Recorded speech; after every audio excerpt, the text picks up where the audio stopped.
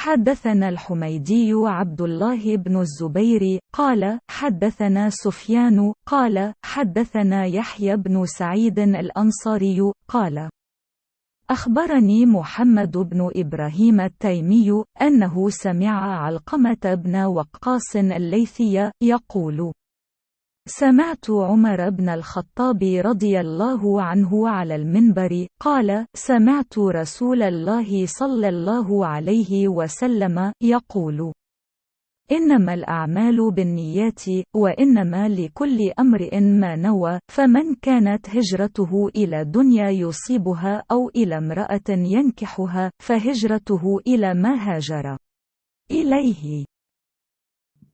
हज़रत मोहम्मद मुस्तफ़ा सल्लल्लाहु अलैहि वआलिहि वसल्लम फरमा रहे थे कि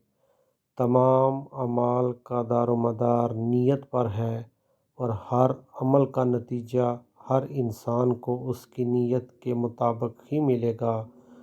बस जिसकी हिजरत तर्क वतन दौलत दुनिया हासिल करने की नीयत से हो या किसी औरत से शादी की गर्ज से हो, बस इसकी हिजरत इन ही चीज़ों के लिए होगी जिनके हासिल करने की नीयत से उसने हिजरत की। सही बुखारी हदीस नंबर 1 दर्जा सही।